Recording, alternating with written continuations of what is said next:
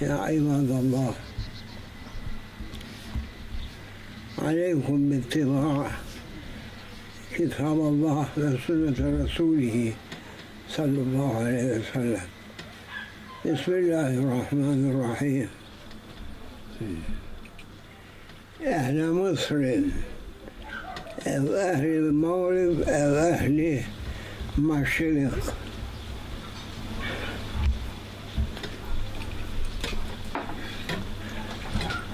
كتاب النبي صلى الله عليه وسلم للكل لأمة الحبيب. الرسول صفاته هو معلم الناس الخير. إذا تعلمتم فزتم في الدنيا وفي الآخرة. إذا ما تعلمتم فعليكم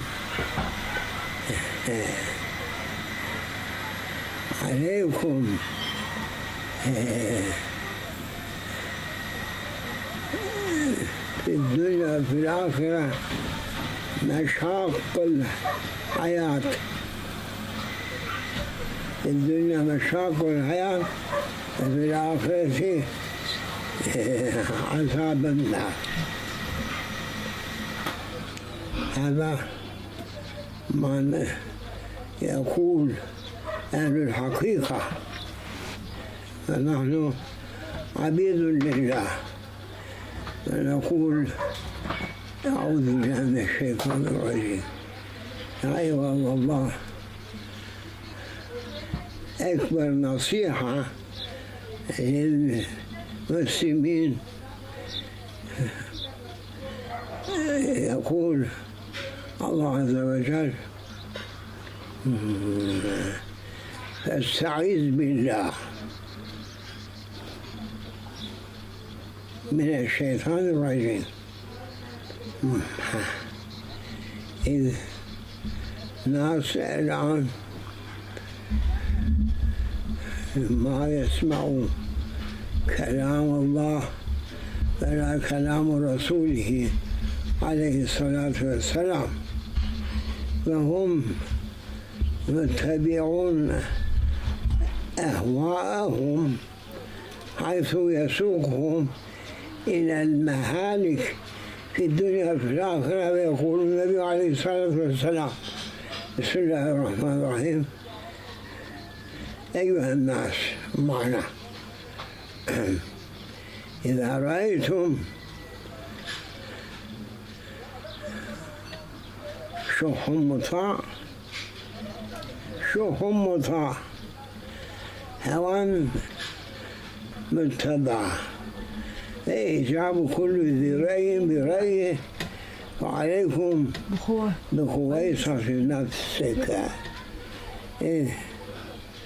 معناه اتركوهم. ونحن في زمن اللي أخبره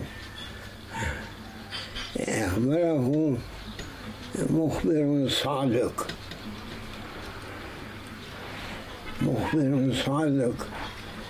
يخبر من الماضي، وكذلك يخبر من الآتي عليه الصلاة والسلام. على كيفكم إذا سمعتم كلام النبي عليه الصلاة والسلام فزتم في الدنيا ونجوتم من المهالك اللي يضع أمامكم الشيطان أو الشياطين. والناس اليوم يظنون أنهم على صراط مستقيم.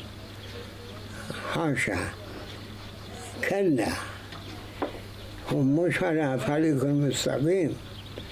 هنا علماء مصر أن يشرح لهم هذا الأمر، أنه أهل مصر ماشيين على طريق مستقيم، والله سبحانه وتعالى أمر العباد 40 ركعة اهدنا الصراط المستقيم.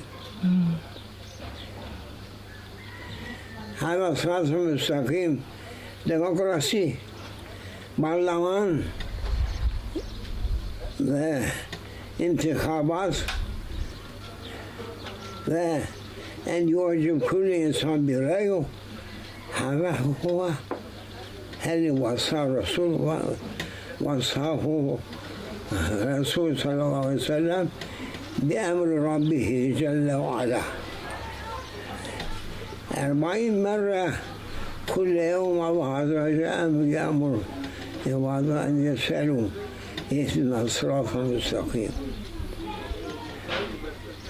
صراط الذين أنعمت عليهم من النبيين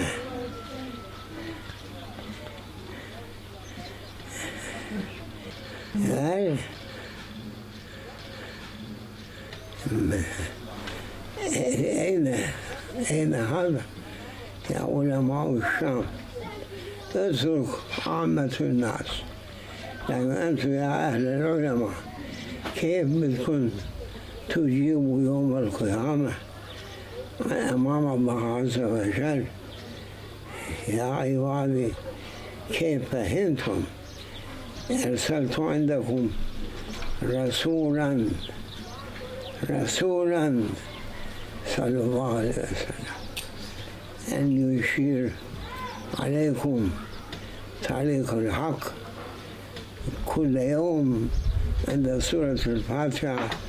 علمتكم أن تقولوا اهدنا الصراط المستقيم صراط الذين أنعمت عليهم غير المغضوب عليهم ولا الضالين. اهدنا الصراط المستقيم صراط الذين أنعمت عليهم غير المغضوبين. كل يوم عند كل قراءة الفاتحة للكتاب اهدنا الصراط المستقيم صراط الذين أنعمت عليهم غير المغضوب عليهم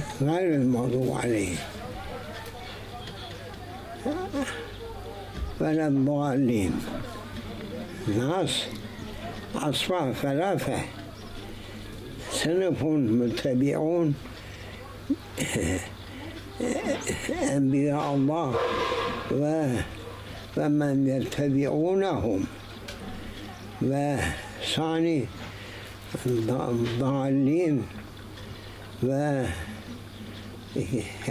المغضوب عليهم ضالين صنفين. ما بعرف أهل مصر من أي طائفة هلا، هو من مغضوب عليهم أو ضالين. ما أظن أنهم على صراط مستقيم اهدنا الصراط المستقيم صراط الذين أنعمت عليهم. هذا كلام الحق لمين؟ للحيوانات أو للأمة الحبيب. كيف اهدنا الصراط المستقيم صراط الذين أنعمت عليهم من هذول من النبيين الصديقين والشهداء والصالحين غير المغضوب عليهم. مغضوب عليهم يهود، وضالين هم الجهود أهل الكتاب مسيحيين. هم يتبعون أهل مصر يتبعون يتركون كلام الله ويتبعون شياطين من الإنس والجن. كيف يفوزوا ويفلحوا؟ هم في لا يفلحون في لن يفلحوا. كلام الله لا يفلحون هم مسيحيين، لن يفلحون هم اليهود. أين نحن؟ نحن نتبع نصارى واليهود. هل يتبعون مغضوب عليهم ضالين؟ نحن نأمل أن نفوز في الدنيا وأن نكون أمام الحق عز وجل وجههم أبيض. كيف هذا الأمر؟ كيف هذا؟ أهل مصر أين علماؤهم وأنتم مسلمون؟ استغفر الله. وقل جاء الحق وزهق الباطل. جاء الحق وزهق الباطل. جاء الحق بنبي آخر الزمان وزهق الباطل. كل اللي يعادي نبي آخر الزمان يعاكس ما يقبل هم كيف يؤمن منهم فلا. من عجب العجب أنه ناس يقولون نحن إخوان المسلمين. إخوان المسلمين كيف ترضوا أن تطلع ميادين المدائن تقولوا نحن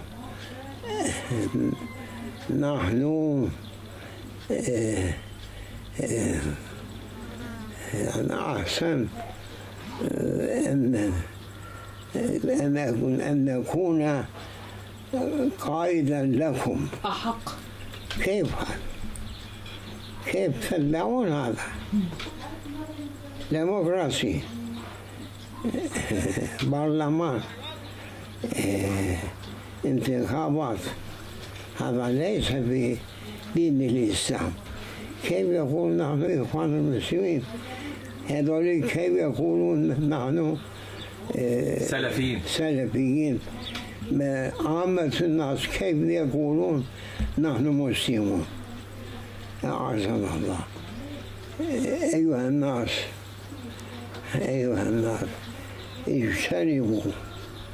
اجتنبوا الطاغوت. في طاغوت لم يزل مع الناس أن يطغيهم، والناس متبعين هواهم، حيث يقول النبي إذا رأيتم هوى متبعين الشياطين وأمثالهم، بعدين هم يأملون أن يكون لهم الفلاح، والله سبحانه وتعالى يقول فلن يفلحوا. الذين هم يتبعون الطاغوت لا يمكن أن يكون لهم الفلاح. فلذا أمر أهل مصر بالهوى ما في نتيجة. أعزنا الله. هذا في كل البلدان، أنتم يا علماء مصر مسلمين، إخوان المسلمين والسلفيين، كيف تفهمون القرآن الكريم؟ كيف تفهمون رسالة النبي عليه الصلاة والسلام؟ كيف تطبقون كلام الله ورسوله صلى الله عليه وسلم. آسف أن أقول هذا وأنا عبد عاجز لساني ليس عربي، أن هل لي مفهوم من القرآن الكريم بين واضح مثل ضوء النهار. إذا أنتم ما فهمتم فلن تفلحوا إذا أبدا. هذا كلامنا، حيث العبد فقير قد وصل سن الإنفاق، ما أدعي شيء. أنا عاجز فقير، لكن جاءني وارد أن أذكركم. هل يفهم ويقبل يفوز، هل ما يقبل فويل لهم مما يعملون. آمين يا ربي. توب الله، تبنا ورجعنا إليه.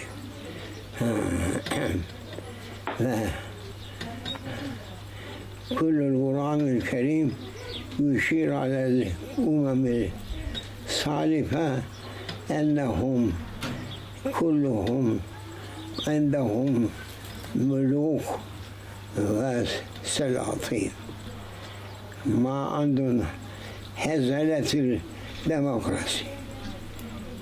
فهمتم؟ ما فهمتم فلن تفلحوا إذا أبدا. توبة يا ربي. أتراك مثلكم، أهل الشام مثلكم، بعض كل البلدان الإسلام على طريقتكم، فلن تفوزوا إذا أبدا. إذا رأيتم شح مطاع وإيجاب كل ذي رأي عليكم بخويصة نفسه هذا الأمر، فويل لهم مما يعملون. استغفر الله. تبت ورجعت. عبد عاجز ضعيف، يا رب اعف عني، اعف عن إخواني المسلمين في مشارق الأرض ومغاربها، خلي يفهموا مفاهيم القرآن العظيم في مشارق الأرض في مغاربها، فلينصروا ما جرى من على الأمم السالفة من أهل الإسلام، ما صار نتيجتهم. فالله غفور رحيم. أمان يا ربي. تبنا ورجعنا عليه. ابعث لنا ملكا نقاتل في سبيل الله.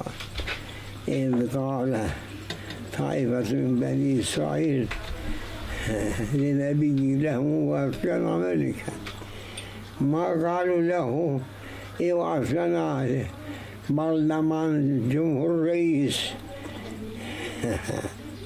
أنتم عرب، إذا أنتم ما تفهموا من بده يفهم؟ يا أهل العرب وأهل مصر. عصا قد حضر، عصا بده يضربكم بسبب اختلافكم وبسبب ردكم أوامر الله ووصاياه في القرآن العظيم. توبة يا ربي، توبة. استغفر الله. عبد عزيز يا ربي، اعفو عني وعن إخواني، خلي نفهم مفاهيم القرآن صحيح. والله على ما نقول. حسبنا الله ونعم الوكيل. فاتحة.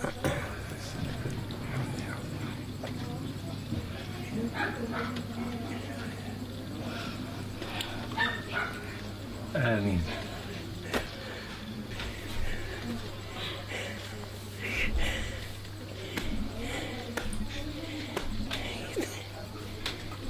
بحر عميق ما ينتهي، لكن ضع فيه ما يتركني أن أحكي زيادة.